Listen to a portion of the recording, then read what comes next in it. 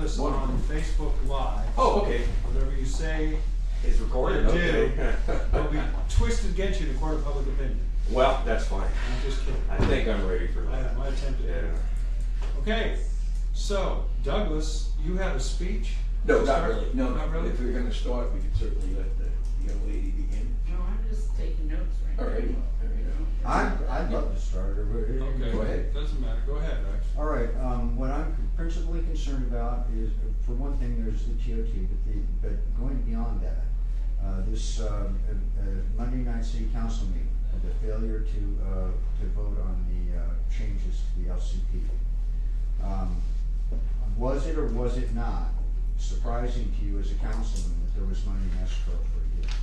Was that a surprise?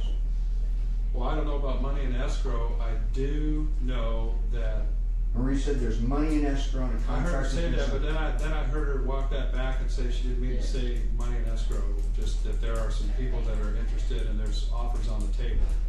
Boy, that's a big difference. Yeah, there is. Okay, well, I don't, So, well, what Did I- she say, She did say money in escrow, I believe, not the first close. time. She did, and then she took it back. But then she took it didn't, back. I didn't hear her take it back. Yeah, she took it back. She did. Okay, so did you confirm with her that there is no money in escrow? As mayor? Well, I took her word for it when she walked it back and said that she didn't mean to say that there was money in escrow, because what I know is this: I know of two, I think maybe three businesses in town who are reaching out to Georgia Pacific to see if they can purchase some property. Right. Okay, I- so I know thought that, she and said I know five. that- I know that at least one of those businesses has been actually getting to a point of a back and forth Right. with Georgia Pacific All on right, a piece all of right. property. Did you read the amendment to the LCP that they were asking you to vote on? The amendment to the LCP, LU 7.2. Right, the change in wording, That change in wording. right. That page constitutes the protections for the public under the development process. They took comprehensive and reasonable and turned it into process. It looks like it is. There is so much red in the page that there are only 3 or 4 words that are kept out of the specific guidelines that are designed to protect the public input and protect the dialogue. Well, the So this public- was a gutting of the public process. No, I disagree with that. I could see how maybe you could come up with that conclusion. However, I think if you followed what happened at the meeting, was that we put off voting on the changes in the wording to the local coastal program amendment, the LC, the policy that you cited. But we also gave direction to have as much public input as possible. Which is including supposed to be, several workshops. which Including was, getting the fire department to weigh in on it, including getting the school which district to weigh in on was it, all of including that getting the public police. input. May I point out that all of that public input, which was elaborately prepared with pasty notes and the whole spiel that we heard, all of that was prepared to be done after the vote. As far as Linda Ruffing and Marie Jones were concerned, they wanted that vote on Monday night. And I must have misunderstood, because I thought that the reason that the council did not vote on it that night, as was on the agenda, was because the disclosure of the money in escrow. I thought that was so No. shocking. Linda stood up and she said, there's no need to move this so fast. I could see no other reason other than the fact that they had already signed a contract or a green deal. Let me let just one last thing and I'll Okay, shut up. okay. And the last thing is that there is a certain amount of privacy that should be afforded to the development manager in day-to-day negotiations.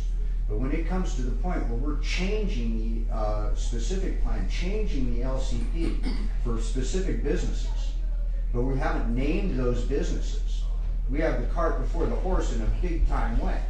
I can appreciate a little discretion, but that's over We the can't top. change, okay, here's some problems with what you're saying. I can, again, appreciate what you're All right, I get getting it. at, but the specific plan was never finished. We do not have a specific plan for the mill site. It was not finished. And the reason it wasn't finished is because Georgia Pacific was paying for it. Georgia Pacific was putting it together. The lawsuit occurred. The specific plan was never finished. So before the council now is, and the studies that were done for that particular specific plan, such as native plants, archaeological, a lot of the studies that were done, wetlands, things have changed and they become obsolete. So we have to start over. If we want a specific plan, we have to start a brand new, no, let me finish, a brand new specific plan. Okay. That Not, would take that's us not to- specific, a brand new plan. Right. It could be a specific plan, because in the local coastal program right now, in our local coastal program, which we adopted and was approved by the Coastal Commission, we said that there needs to be a specific plan for the mill site. So if we wanted to have an amendment to the local coastal program, rather than write a whole new specific plan for the mill site, we would have to approach the Coastal Commission and say, we want a local coastal program amendment so that we don't have to be required to have a specific plan for the mill site. And they say, okay, if they approve it, then we can have a local coastal program amendment, which is a detailed plan for the mill site, but not necessarily a specific plan. There is a difference. All right. Okay? So, there's where we are right now in the process. Do we want to have a specific plan, which will take up to 5 years to the year 2022 and cost probably close to $1 million? Or do we want to go to the Coastal Commission and say we want an amendment to our local coastal program so that we don't have to have a specific plan for the mill site, that we just want to have an amendment with a detailed plan for the mill site? In depth. So this is not just out of the blue. But I would like to point out. Are they that fact-based articles or Yes, just? very much so. Well, then, if this was And news to you, let then me you just respond failed to what to you're saying. research it Even properly. if the LCP amendment is passed, even if the Coastal Commission accepts it, there still has to be a specific plan on the individual projects. A detailed plan, but not a specific plan. A specific plan. And There and does Linda right said now, that. unless we No, amend there our has to be a coastal specific plan on every project if you break it up into individual projects, so that you're not going to be saving any time. It's still gonna go to 2022 if there has to be a specific plan. Point number 2, the Yeah. specific plan only takes that long when Marie Jones is doing it. They don't have to take that long. Point number 3, the specific plan abdication and going to the LCP sounds okay in principle, the way you're putting it. But when you read the actual LCP amendment, you see that what has been excerpted from it is community participation, public meetings, and input. And, yeah, excuse me, that's in the LCP. Now, I know that they have planned meetings, but they have planned those Okay, well, meetings the after the council will not allow vote. that to happen. The council will not allow that to happen. I don't know how you Have you, missed. you We're haven't gonna read go out down your the 7.2, have you? I'm not gonna get in an argument with you. I don't know how you missed it at the meeting. I don't know how you missed it when John Gallo, who's a pretty intelligent man and has a PhD, very interested in this site, thanked me this morning for all the things I said about welcoming public participation in the process. After Thanked the me vote. profusely. It After doesn't the matter. vote that guts to protect, where these meetings won't have any effect, Lindy. This enough monologue. We all came down here to say something. Not So, okay, here we the go. audience Let's move on. to Okay, monologue. A couple guys trying to shout each other down. Right, well, I'm not trying to shout, I apologize. Neither am I. We have to talk over, or you're not going to say anything. Right, okay. What do you need to say? Okay, I'm down here to follow up on an appearance that was about a month ago and made to this meeting, which I congratulate you and for having these. About have we attempted to start a dialogue with other cities that seem to have their homeless problem more under control than we do. So that question still is presented to you. Yeah, I have talked to other cities, about how they're dealing with the issues, and, some of the things I've learned, I tried to, since you were here, we had a public safety committee meeting, and at that public safety committee meeting, I asked our police chief, without infringing on people's rights, if there was a way to, through the use of consensual contact, at least make it a little more uncomfortable for the people who I read that, obviously are the first one. transient type homeless, not mentally ill, not people who are sort of down their luck and locals, but there is a group of sort of transient local types that are homeless that I think are probably the biggest concern we have in terms of leaving trash, in terms of loitering, in terms of creating some problems for businesses downtown. Right, and then so the chief retorted, he can't infringe on people's constitutional rights. But we're operating under the same constitution as these Right. other cities are. Right. And they seem to manage to do it. yeah, some of them do. In Mendocino County, it seems to be a pretty pervasive problem. I've spoken to representatives in Ukiah and also Willits. Willits not so much, but Ukiah's got a real problem too. And even Mendocino in the summertime. But we're looking for examples of cities that don't have a problem. Right. And how can we emulate them? Right. Well, one of the cities that I spoke with is Katati, and I only spoke with one council member there. But basically what he said was what I was intimating towards the police chief in terms of a policy, and that is, can you make contact and, engage the person, especially strangers, a small town, and there's a new face in town. Find out, hey, how's it going? These are the programs we have. You're welcome to take advantage of them. However, if you're still here next week, or if you're causing any trouble at all, you're not welcome. And according to what I've heard from this council member in Katati was that they even, asked supposedly if I could look at their backpack or, sort of do, and if they said no, they said no. But if they gave them any guff or retorted with expletives or disrespectful language to the police officers, right away they were, subject to being questioned further. And then, according to the council member from Katati, word got out. Don't go to Katati. They're going to hassle you there. Okay, so that's kind of what I was trying to get out of our police chief. We're going to have another public safety committee meeting at 10 a.m. on Wednesday. The issue has been continued, so we're going to be continuing to talk about it then. Okay. I welcome you, if you have time, to show up to that meeting and voice your concerns for the record. And maybe you can sort of cross-examine the police chief yourself if you want. It's much more informal at a committee meeting where there's not a 3-minute timer, unless it's a giant committee meeting with 100 people who want to talk, then we'll have to talking. But from what I can tell, the cities that are dealing with this problem have services, which we have. The unfortunate thing, and I've said it many times, is that the city does not control these programs. These programs are from the county agency. We don't have a social services department. The county contracts to an outside business to administer the programs. And I'm not sure they're very successful. You haven't been at every one of these meetings, but the last 3 meetings we've had, or at least 2 meetings, have been there have been several people who have been very disenfranchised by, well, at least they feel they have, by the staff at the hospitality center. They feel as though nobody is really overseeing what's going on there. And if we only knew what was going on there, we might have a different approach as a city in terms of finding CDBG grant money for them and that sort of thing. And there could be some truth to that. They were well spoken, Yeah, very they clear. were. And I have a corollary to this when you finished on with your points there.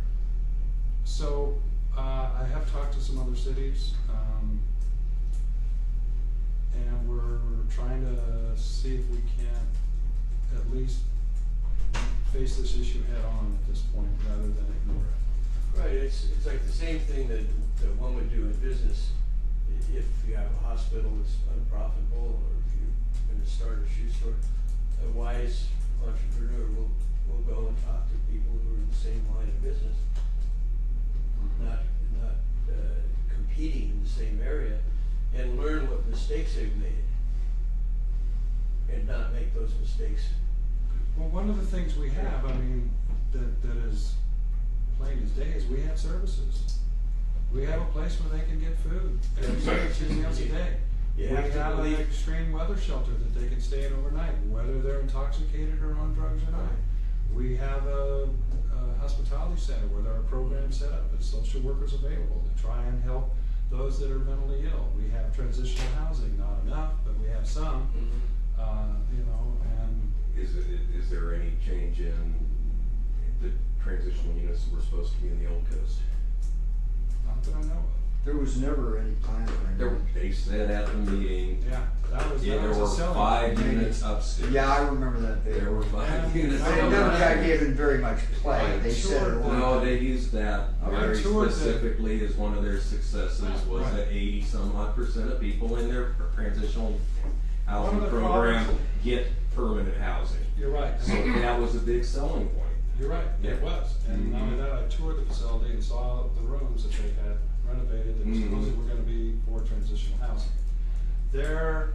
What they're saying now, and the grant has covenants, I believe, that requires them to have transitional housing. And I forget, it's by CDBG. 2019. They've got October They got 2 years. 2019. They've got another couple of years.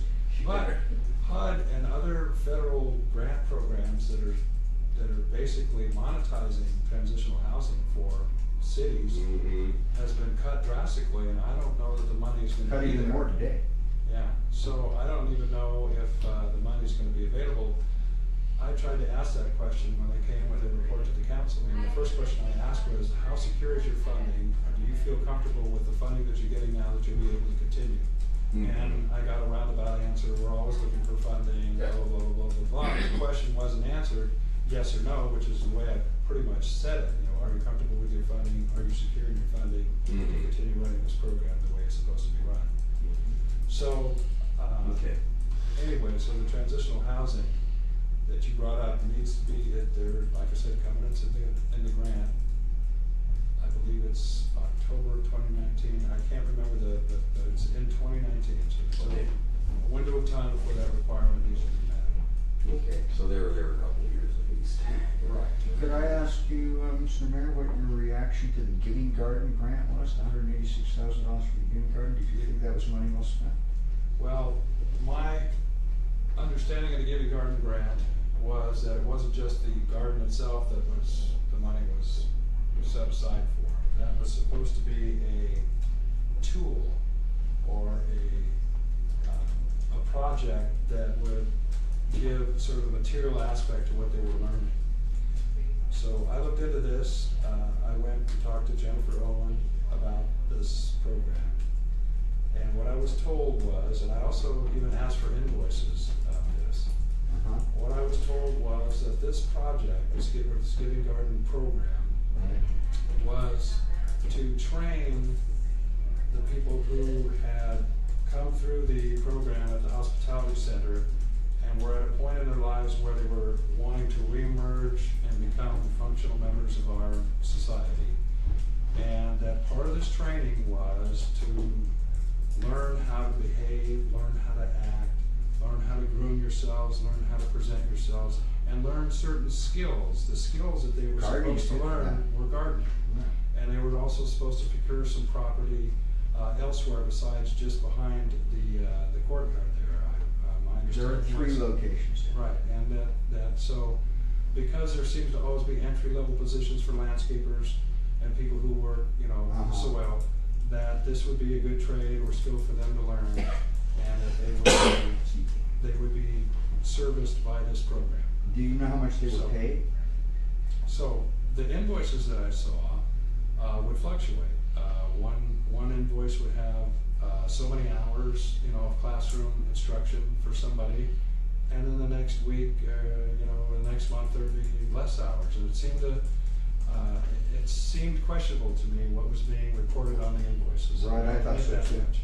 Did you get a chance to, do you know anything about the audit? Do you know how the audit came out? As far as I know, and I asked about this as well, that the audit, the community development block grant people themselves come in and audit, not necessarily the city that basically. That's who was doing the audit, was So, CDG? I believe they're the ones that came and they did the audit. Now,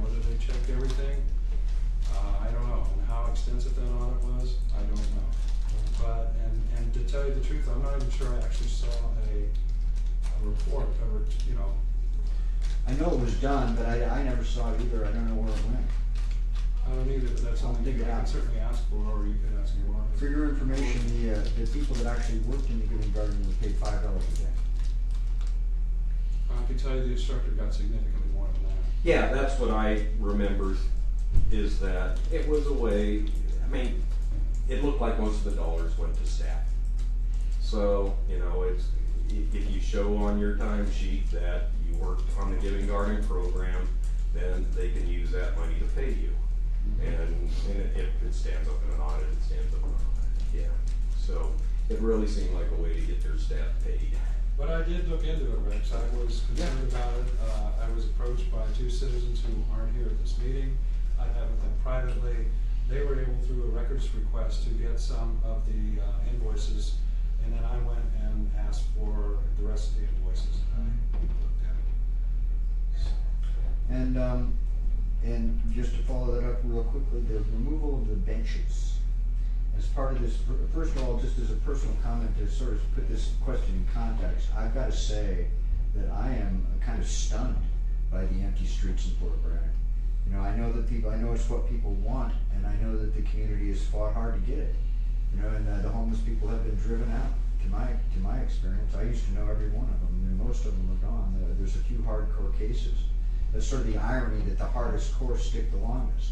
Well, But what I see from my perspective, and you know, it's a bohemian perspective, I think everyone knows, but I see a desolation of, you know, the people who have been driven out. It's like something out of the grapes of wrath. And I think that I'm wondering about the removal of the benches. I mean, how far do we go in prescribing our own freedoms in order to target a specific group? well, I favor actually having benches, adding benches, but my desire is to see those benches put right in front of the hospitality house, Yeah. so that those that are using the benches are waiting to be fed or waiting, you know, for services there at the hospitality house itself. Because let me backtrack a bit. Back when I first was elected, the Main Street program, they were talking, Caltrans had a plan, and there was money set aside to merge Main Street and to Right, I narrow the remember. traffic channel. Remember that? Yeah. And there were several businesses who approached me and also Michael Cimolino as candidates to get our input and have us take part in their meetings and hear what their concerns were. And I had some concerns that I've already heard when I was working with Mendocino TV Mm-hmm. as a helper broadcasting the meetings, when I saw one person after another that owned a business on Main Street get up and completely oppose the project, and then the vote would come and the council would vote to proceed. And I couldn't believe it. I thought, what is going on? Are they not listening to what the people are saying? Right. So I went to these meetings, and the reason I bring this up is one of the plans. That's a good story. One of the plans was to put more benches near the guest house, sort of by where Zappa's Coffee is in the guest house. The sidewalk kind of opens Right. up and they wanted to put benches. Well, these same people were saying, don't put benches there. Don't put benches there, because all you're gonna do is you're gonna attract the wrong kind of people. Because look around town, and everywhere you see benches, you see these homeless people with their backpacks hanging out, leaving cigarette butts, and making it uncomfortable for someone who might be tired and shopping to sit down on the very same bench. That was the first time I heard that comment, and it was a very interesting comment. It was like, we were gonna provide benches and put them there, or Caltrans, whoever, it was part of this plan. Sure. And yet, they, you know, that was one of the objections they had to the plan, along with the island down the street and everything else, was putting more benches in. You bet. And one of the business owners, who happens to be right downtown on Main Street, has a bench. When they made the bulb out projects there on Laurel Street, there was a bench put there. And she said she's constantly going on and sweeping up and cleaning up after that bench, and the people that are out there on the bench aren't anyone that's ever gonna shop in her store, and they're just hanging out on the bench. Okay, I so know this exactly what problem you're goes, talking about. this problem goes back to 2014. Yeah. Okay, so now let's jump forward.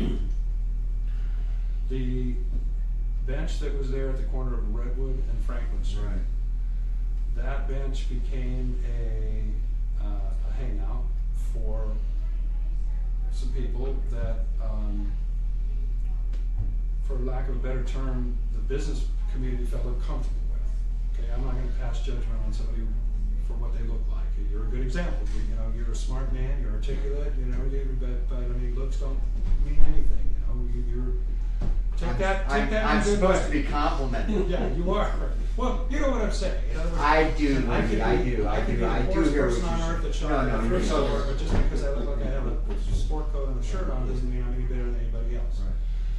So, there were a lot of complaints from folks I know. downtown. We were having complaints from a lot of businesses. Bad complaints. The bad complaints that, I you know. know, a 2-pound, 3-pound can of vegetables came over the alley, nearly hit Right. somebody in the head, it hit a car instead, caused damage.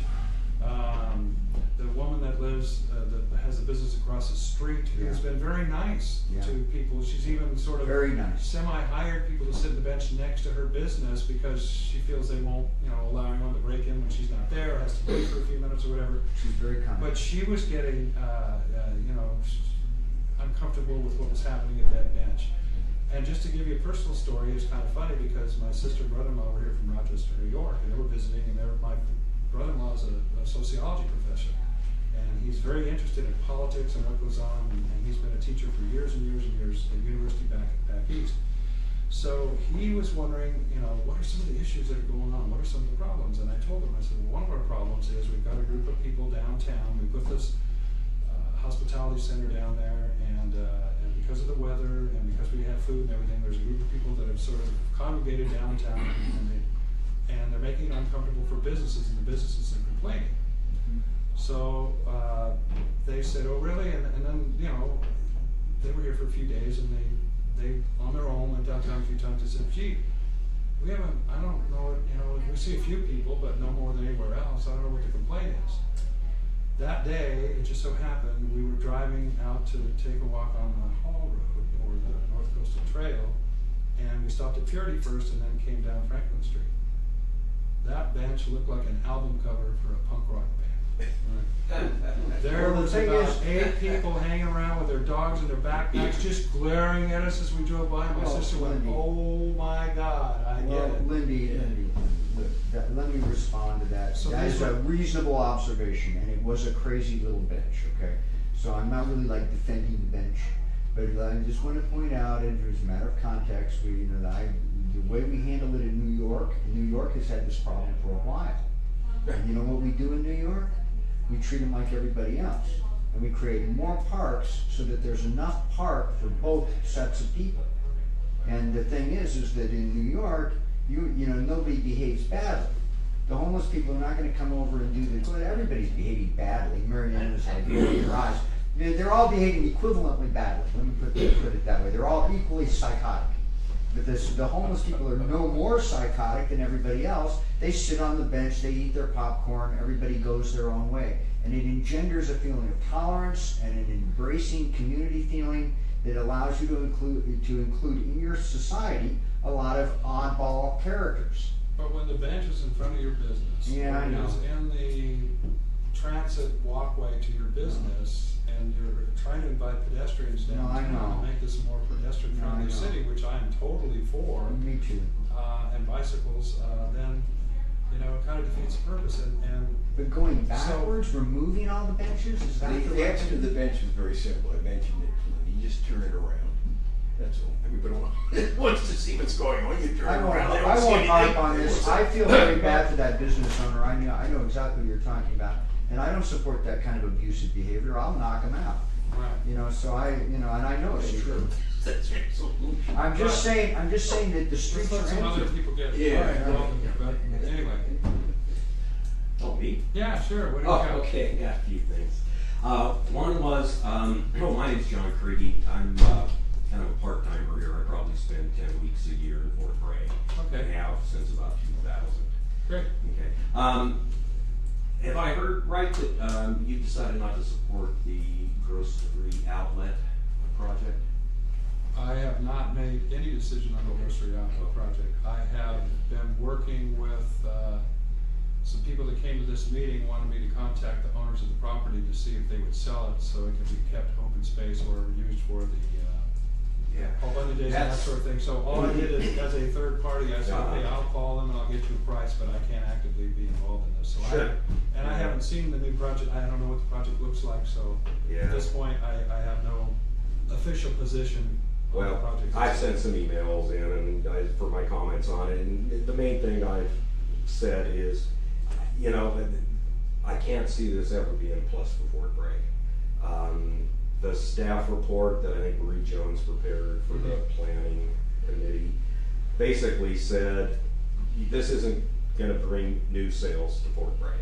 It'll probably steal sales from Safeway.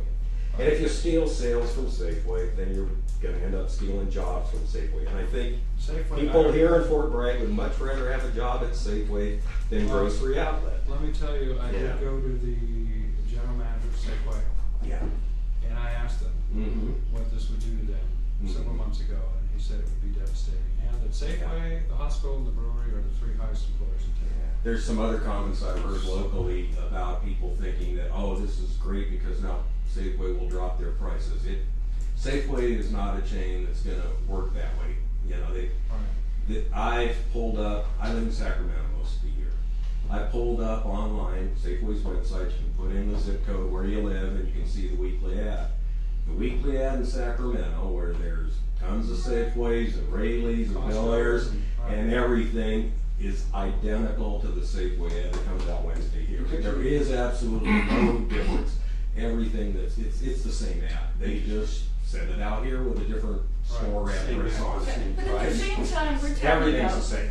bringing Everything. more people into town, and it takes a half an hour in line at Safeway or Harvest even these days. I Where are think- people gonna be going to shop? Even at 11 o'clock at night, it takes a long time to check. I don't think there's unspent grocery dollars No, I in mean, Fort we're Bragg. talking about bringing more people here, right? We want more tourism.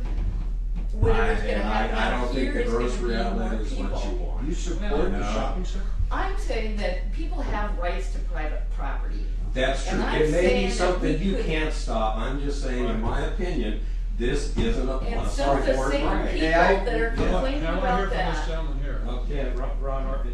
Hey, Ron. I'm a resident of Fort Bragg, or outside of the city. And I understand the complexity of the issue when it's zoned commercial. That's a problem and the property has been sold. But what I don't understand is why the city is making an offer to put in the water and the sewage. They're not obligated to do that. Wow. Well, what happens is if a business comes in, and you're right, it depends on water availability.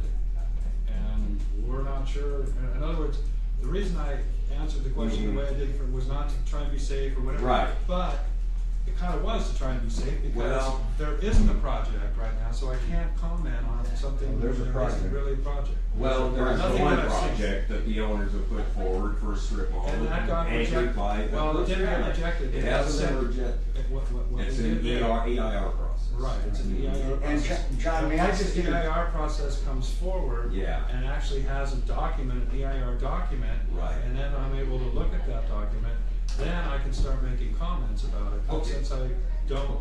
But could you, But back to what you're saying, the developer oftentimes will have to pay for infrastructure. So if a road goes out there, then the developers, it's gonna be incumbent upon them to pay for that road, or it should. Now, sometimes you waive those type of infrastructure, developments because they're gonna do something else. So there's a developer, let's say a developer, I'll just make a project up, a developer wants to put, some housing and a restaurant and a store in one tract. And you could say, okay, if you make that affordable housing and, offer so many affordable units in that housing project, then, you know what, we won't charge you for the road going to that housing project because that's gonna make affordable housing a possibility for some of our residents, so we won't charge you for that. But the little road that's gonna go over here into your store and your restaurant, you're gonna have to pay for that. So that you can make, I think in this instance, again, I haven't seen a project, the developer would have to pay for the ingress and egress road going in off Ocean View Drive. I don't think the city would provide. What about water and sewer?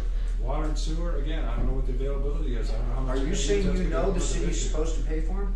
That was the original, I believe, in the original project, and that the city No, was- we have capacity fees. They're gonna have to pay to hook up to our water and their sewer, just like anybody else. We're not gonna And provide that. who's gonna have to put in the water and sewage? Who's gonna put in Pipes, the the line? long We have pipes to. down there. We have to. Okay. Why do you have to? Well, they'll pay us. They're paying us. I mean, Oh, we oh, can't- yeah, but they'll pay you, I Yeah. mean, they have to pay for the Yes. infrastructure. We'll find out. They have to, no, And- they and- do. Well, I mean, in any I haven't seen the project, but again, unless they're providing some other service to the city or something that we could, park or something, chances are they're gonna have to pay those capacity fees, sewer hookup, water hookup, and they're gonna have to pay for the water, obviously. Water right now, goes, I believe, across the bridge, if I'm not sure. If I understand, they're going to have to put in a line underneath Highway 1. Well, if they have to do that, they have to pay for it. You know? Do we have to give them water? And that's why I said, I don't know what the We might not availability be is, I able don't to. know how Why much would they we wanna use. give them We any? might not be able to You We know, won't give them anything, they're gonna have to pay for it, but if we don't have enough water, allocate. whatever. Exactly. Yeah, that's what I mean. That would be a good way to stop it. And I've been trying for 10 minutes to say, John, this project is definitely going through. Unless something major changes, that shopping center is going to happen. The Well, coast- I'm glad to hear that you've started talking to them about other options. Yeah. but I wish that would have been what happened, when the owners first started looking at doing this. I This think is that's the- one problem that, it seems like the city's very reactive to things like this, the mill site. Well, remember this too, this is in the coastal zone, Sure. so whatever we decide, we are not the final deciders. Right, but I Coastal mean, Commission will be. it sounds like the zoning is It is, it's commercial. highway visitor commercial. So it's a matter of convincing the owners that maybe this isn't the best way And for then you the to first go. time- You're first project- you're very astute. The coastal commission is going to sign off on it, no problem. There's Well, I don't know. I do know. They are- will they're because signed the off. town approved it. If the town hadn't approved it, they wouldn't, but they So- approved it. Well, where we are with this, the first, nothing's been approved, let's once again. No, it's in the EIR Yeah, process. right, and Yeah. you're familiar how it got there, are you familiar with how it got there? Well, I went to the planning committee one time and I went to the it planning didn't commission, get. it got a 2-2 vote. Yeah, so it wasn't approved at So that it wasn't approved, so then point. there was an appeal by, actually both people against it, the people for it appealed it, and then anyway, bottom line I is it said, came okay, to we're the gonna city do a council. full EIR. It came to the city council. Mhm. The negative mitigated declaration that was prepared by our planning department was sent out to various agencies to Mhm. get their comments on it. Okay, agencies came back, and if agencies don't comment on it, you assume that's probably okay. If you send something to the fire department and they don't send anything back, you think, okay, well, it's not gonna be a fire safety issue there, whatever. Mhm. Okay, so the day before the meeting, when the staff report had already been prepared, the agenda had been out for 2.5 days, the day before the meeting, we finally got comments from Coastal Commission staff. And the comments were, in your mitigated negative declaration, you did not address a loss of ocean view, as brief as it was, Mhm. and also that you were going to change the contour of the land and do some grading. And in the coastal zone, they try and enhance and restore natural resources rather than destroy them. And so, because they were going to change the contour of this hill Mhm. by grading, and because there was a little bit of an ocean view, and it really wasn't much, but it was Sure. an ocean view, then those were not addressed. Those two issues were not addressed in your mitigated negative declaration. And so basically they were saying, if you send this on to us, it's not gonna fly. Okay. So at that meeting, we decided as a council to require a full EIR for the project. Right. That's what started things in motion the way they are And the now. changes that have We don't know. been made in the design, that the owners have made in the design, were those their attempt to address I would the assume issues so. that were raised by the I would commission? assume they would. I Okay, so they may think they're fine right now. They And may. again, I guess what I want, my feeling is it's not a plus for Fort Bragg. I just, Right. and I would hope that everything that's coming before the city council, the first thing to say, does this make Fort Bragg better or not? Right, but at the same time, if something is zoned, It's private property, you know, it's it was commercial. zoned that way before I got So, there, and it's yeah. been zoned that way, And McDonald's so there is may there, be, the hotels are it there, may and go through just Harvest is there. fine. Harvest is there, Yeah. that's highway visitor commercial, that's typically what Yeah. you put along the highway, you know, It's true, And- but I think You know, Forsyth's covered in terms of groceries now. but With those, Safeway, Harvest, Purity, and every local neighborhood grocery, that I don't see well, this working economic in their impacts favor. can be, I'll play the devil's advocate for a moment. And that's what I tried to address. Marie Jones said, well, that's really not environmental, but I think you can bring up economic impacts You as can. comments to the EIR. Yes, you can. I'll play devil's advocate here, because when McDonald's came to town, Yeah. I was on the city council in 1994, so when that project was approved. I opposed it. And we did require some specific changes in their design that McDonald's doesn't look like any other McDonald's. Back in those days, they still put Don't up look the any images, better. they put the sign Yeah. up and all, you know, none of that Sure. was allowed, and they had to have a color that fit in and the design of the building, and it was, they actually was, you know, not a cookie cutter McDonald's, and it cost them a lot more money, because they had to pay somebody to read. Anyway, the long story of it is, one of the reasons I oppose it is because everybody said that you put McDonald's there and goodbye Jenny's Giant Burger, they're done. You're gonna kill them. They're gone. No, Jenny's Giant Burger is still there. no, I believe the argument. there's plenty of demand for that. Yeah, but, so, you know, I'm not saying that's the same thing, but you do have to follow the law. Yeah. You know, we were sworn in, we have to follow the law. And so if we oppose something that is within the legal parameters set forth, in other words, this is highway visitor commercial, we are not changing the zoning for this. No one went and changed the zone from open space to highway visitor commercial to allow them to come in. Then you could get mad at the council for that. No. But, you know, if a police officer watches a car whiz by at 90 miles an hour and he pulls him over and it's a priest on his way to deliver last rites, does he give that person a ticket? He You broke know the law. guy that died. He broke the law. You see what I'm saying? So Well, I don't know if I lost you a little there. Well, I guess Again, my I'm point just is, saying, you have, you know, you. if there may be no way to stop a project, I think that's where I wish that there would have been more upfront discussions with the owner about what would be a good project for that property. Originally, it was going to be a Dollar Tree. Well, that's even better. Originally, it was going to be a Dollar Tree, but when Rite Aid abandoned the Dollar Tree Yeah. courtyard, which that same owner So then out also there owns, he moved the Dollar Tree over In the there. garden, yeah. Yeah. And that's the other thing, this is, you know, you've got this new strip mall with a grocery outlet, maybe it steals enough business from Safeway to kill them, you know, so now you don't have that. And now you've got 3 or 4 other storefronts in this little strip mall, which just brings about the same musical chairs that you've got now. I don't see that it Drains brings money into the anything community. new to Fort Bragg. I think if you look at the ratio of grocery stores to population, we don't need another grocery store. The grocery outlet in Sacramento, Well, yes. If you Yeah. look at statistic up.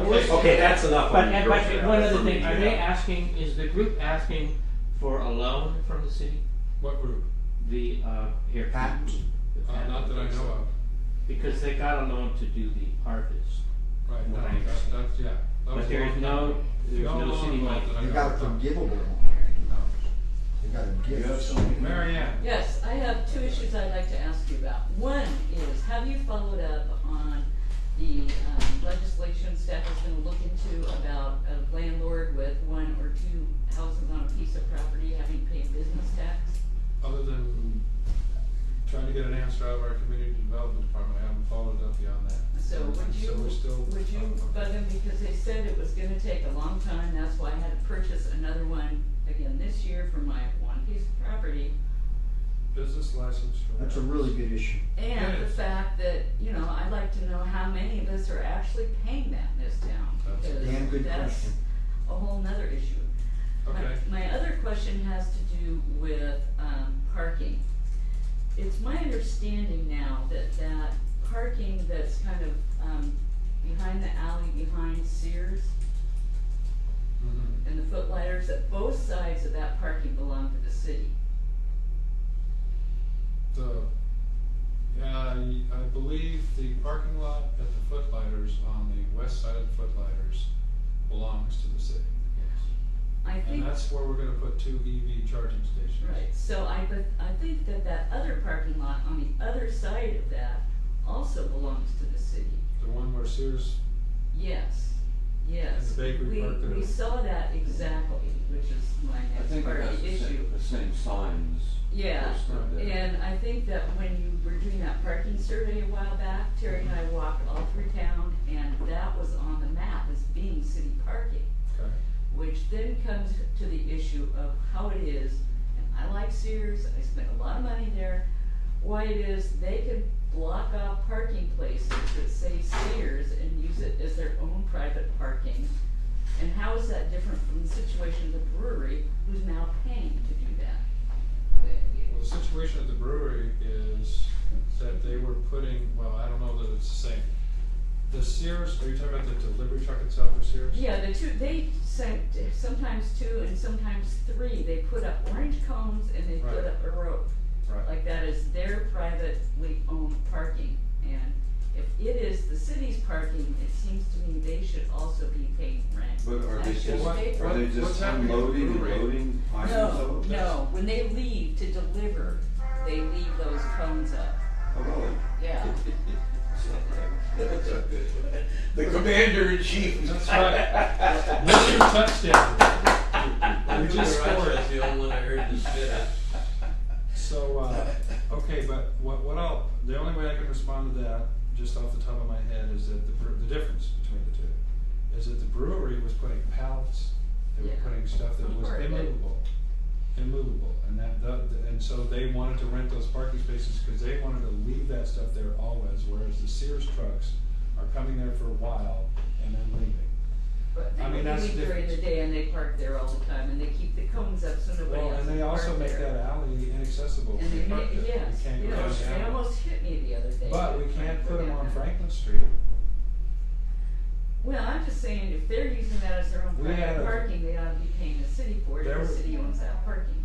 Well, okay. I mean, fair enough. I don't know that I agree with you, but I can certainly check into that. But keep in mind that delivery trucks used to use Franklin Street till we passed an ordinance to make them do their deliveries in the alley. A beer truck used to pull up to Tip Top, and there goes one lane of Franklin Street. Meanwhile, there was a Penny's truck that was, 100 feet behind them, unloading them, the little Penny's was there, and we said, you know what? You can't have this there too much. You guys want any deliveries, yeah, the Franklin Street would get immobilized. Yeah, I can see that. So we have directed them, I guess what I'm saying, so there's an ordinance that's directing them to unload in the alley. So I don't know, But it's Well, I'll not look into just, that. yeah, it's not But just it's a this load. kind of thing that makes businesses downtown, so hard to operate. I mean, I really think that the city needs to be a little more cooperative with the stuff going downtown, rather than worrying about all this stuff. It's just driving everything out. I mean, I talked to Will Lee about this, and he was saying when he had a store, he had to pay the city so much money for their own parking place in front. Right. And that just, the beauty of our community is the downtown. And to make it more difficult for the people downtown, I'd much rather see our resources rather than going outside right. to be I more have 2 directed. points when you have a chance. Yeah, no, and I hear what you're saying, and we're trying now as a council to be more friendly to the businesses and to the locals. We really are.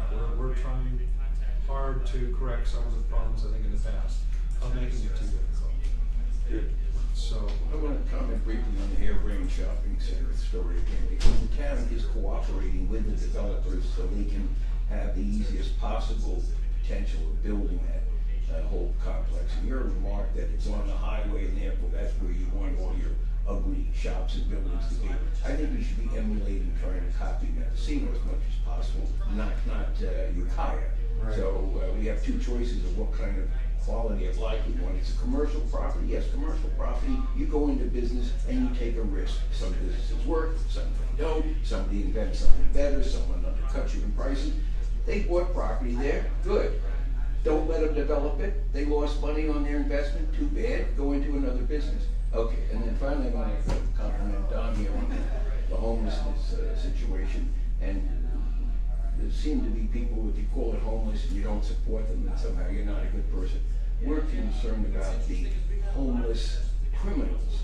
The chief of police in Eureka says 87% of the people homeless that they end up arresting have a criminal record. That's not fair to the other homeless people who have to share meals or living space or whatever with them. So anyone who gets any services around here should have to give the information so that they can be determined if they have some probation or other criminal arrest situation. And once that word goes out, then the remaining homeless people will come in here. There won't be as many. We can help them in every way possible. If you keep the criminals out, you have a much better situation. And down in Healdsburg, they say they help the homeless, and they list 16 services that are provided, but none of them are in Healdsburg. They send all the homeless to these services in other communities. And Calistoga, you go over there, you drop a cigarette, and I don't even smoke, but I'm just saying, they keep the litter and everything else so difficult for homeless people that they just don't go there anymore. So it's really the attitude. We want to help them, we have the facilities to help them, but we want to help those people who want to help themselves. Let me respond to the first thing you said. Thank you. Okay? My understanding now is, if you're being fed on a regular basis at a hospitality house, that you have a sign-in list, and a sign-in list, oftentimes people when they come to town, they go to the hospitality center, they get food stamps and all that, but they have to give their address and they have to give where they live. And show identification. And well, I believe so, but where I'm going with this is this. Okay, but here's what happened, and I was an eyewitness. Now, Officer O'Neill is going to the hospitality house, and he's getting a list of the people that have signed up to eat. He's going back to the police department, he's running a check. Oh, 3 of them have warrants out of the area. He's going back, and right in front of me, I saw one come up the alley and get arrested. That word will go out. Yep. Officer O'Neill is very innovative, Excellent. So, proactive. that's going on. I still am trying to get the hospitality house to put a camera. They can get a 4-camera system, a security system for $350 now. Put it high up on the building that would cover the entire alley, and obviously they're going to need some sort of metal cage so that someone doesn't take it out with a rock or a can. But you know, there's certain things we're trying to do now. There was a letter that went out from the city manager to the hospitality center and the hospitality house. I've got that on my iPad. I don't have it with me now, but that letter was from the direction she received from the public safety committee meeting that we had that was going to be continued this Wednesday to try and correct some problems. The shopping cart problem, so many cars, cleaning up, loitering. People were supposed to, according to the covenant and the grant, that they promised to have the people waiting for their appointments in the courtyard in the back. Instead, they're out on the sidewalk or all over town waiting for their appointments. There's certain things that we addressed at the Public Safety Committee meeting. A letter did go out to the Board of Directors of the Hospitality Center. Please address these issues. It didn't say or else. It said please address the issues. And so there's documentation that we're trying to get them to correct some of the problems. Mindy, is the We got 8 city, minutes. is the city required to provide homeless services? What if hospitality, you wouldn't We be don't liable? even have, we don't not have a social services department in the city. But the city had a role in directing the grant there. Oh, a big role. Well, we were the pass-through agency for the CDBG grant. By the way, there's the Community Development Block Grant Program got gutted completely by the Trump administration, so I'm glad we got a water tower when we did, or a water tank, I should say. It did seem like when the party bench, which is what I called it, because the summer it was party bench, it seemed like that they could have been doing more arrests at that whole time. I mean, they were drinking out of containers and all kinds of things. And the other thing that I've been pushing for since I got elected is foot patrol, foot patrol, foot Yes. patrol, foot Yes. patrol. They're doing foot patrol. And now they're starting to engage the public more with foot patrol, and I think that's helping. McLaughlin always did. Yeah, and McLaughlin knows the homeless pretty much. 'Cause I try when I'm walking around Big Doritos or whatever, I try and talk to them too, and I try and say, hey, I caught Officer McLaughlin with all these McDonald's bags. He took a big thing of McDonald's bags down the hill to some really disreputable camp and just fed them to once instead of shaking them down. It's really a generous guy. Anyway, all I was gonna say is I try and talk to them and just say, hey, just don't leave trash, you know, be kind to strangers, say hello, you know, if you're gonna hang out here, It seems so then, easy. then be nice and, you know, that's all I'm asking, and they love it, and a couple times I have been talking to a couple guys, McLaughlin came by, and he knew them both by first name, Yeah. so he, you know, he's But Doesn't get Lindy, better. what happens trying, is, Don, to do what we can, you know. what happens is, I hate to, you know, to tell you, talk to you like you're naive, but it's drugs, man. I mean, you know, when you get onto the opioid thing, or the tweaker cycle, Marianne, really, it's when they're tweaking. You know, I don't know about drinking, I mean, I guess that's pretty, you know, I can't imagine them doing that either. But when they're tweaking, then you have real behavioral anomalies. Violence and weird shit, and yelling. They were drinking and they were smoking pot before Prop 64 got passed, right on that day. And all you had to do was walk, you could smell it down Purity when the north wind was blowing. And that, you know, if we're trying to bring more people to town and create a more tourist-friendly environment where, you know, get visitors to come and enjoy their stay and want to come back, then we're, you know, we're going to have to make it so it's It's gotta be a If I better. could desirable. sneak in one more comment Yeah. about that, if tourism is what Port Brag's gonna have to hang its hat on now. For now. Yeah. Stopgap, but Yeah. The TOT money, VETTEX, I guess it is really. Right. Yeah. My comment on that is, advertising's fine. But I think what really should be more of a focus is the kinds of things that actually will bring people to town. I think the advertising will take care of itself in a lot of ways. Very good point. And for example, the example I think of is the playing fields. I mean, I remember the skunk tourney, and there were minivans all over town with their windows painted and people up and down the streets. And when was the last one? And when's the next one coming? And when will those fields be ready for that kind of thing again? Yeah, well, I don't know. It is gonna happen there. You know, They spend money. that's the kind of thing. Well, and that's you what don't we have have to, a lot you of- know, Sunset will still do their Fort Bragg and then the Here's what we heard. article, but It's it's a the really things- good point, John. The things that Let me- people will want to come here for Yes. is what's important. Yes. Like the trail's Yes. wonderful. Right, well, let me comment on that, Mhm. because I went out as part of this ad hoc committee to the lodging industry before we Mhm. decided to put this Yeah. on the ballot. And I was against it when I went out to the lodging Okay. industry. I was against it and Dave was for it. And the city Mhm. manager was the recorder. She basically wrote down what people said. We met with every lodging person except one who was out of town, and then a couple of them were on conference call. And every one of them, except for a couple, seriously, maybe, I should say every one, maybe 3 or 4, Mhm. were, you know, lukewarm or against it, but Mhm. didn't shut the door in our face. Mhm. But what they said was, if we support a TOT increase of 2%, probably not gonna hurt our business, hardly anyone looks at their bill and comments on Mhm. it. And compared to other, it's still gonna be lower than Hillsburg and other places that are tourist Mhm. destinations, so we're okay with that. But you guys, you're not helping the lodging industry by trying to attract more people here. And here's some of the things we would like to see. Well, a lot of them hadn't even heard of the promotions committee, didn't think they were doing a good job.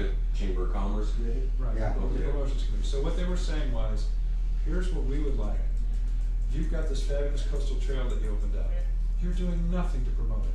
You know, we're the people that, if someone comes into our hotel, what is there to do? We point it out, it's right over there, they walk, they come back, oh my God, why didn't I hear about this in Oakland? Why didn't I hear about this in Sacramento? What, you know, you need to get the word out that this is here for people to come. The other thing we heard was, you need to have concert events, you need to have some sort of event if you're gonna collect this money. Like a skunk tourney, yeah. You know, bring it in, Mhm. and they talked about the soccer tournament, they said we need to fix up the fields, because we lost the soccer tournament because of the fields are in Right. such poor condition, people can't Mhm. come here. So, basically, the lodging industry was kind of saying what you were saying right there, that these are things that we would like to see done. So your We will feeling see- is the city advertising effort will be better than what better the be. Chamber of Commerce? Well, my Yeah, feeling yeah. is with that kind of Gina money, Dale and they those should folks. work with the chamber and then get some outside. I mean, here's the commercial I see. And I brought this up to him, and I've been in radio for 30-some years, and I don't know how many commercials I've written, is you've got two young people sitting in a convertible BMW with their iPhone sitting in a traffic jam that's absolutely massive. It's absolutely massive. The woman or the guy or whatever pulls out the cell phone sitting there and goes, God, I can't stand this. This is just killing me. Pushes his phone like that, puts in Google, great relaxing vacation. Boom! Now the camera goes into the phone and up comes Fort Bragg and the things to do in the coastal trail, plenty of parking, a beautiful place, plenty of air, everything. Then it goes back to the car, boom, back out, and they're sitting there and they go, this, and they get in a U-turn, and get out of the traffic jam and head up here. All right, but And, you know, just something, Okay, before this is over, You're already getting probably a yearly write-up in Sunset, and a yearly write-up in the AAA Via magazine. We So need it TV needs to be, advertising. you know, We if need- you think something more than that we need is a good gonna ad. work, fine. in fairness, let me say something on this, okay? We gotta wrap it up, but Visit Fort Bragg had numbers that were through the ceiling. They were doing it on social media and especially hitting Instagram. They presented before the city council an increase of thousands of percentage points.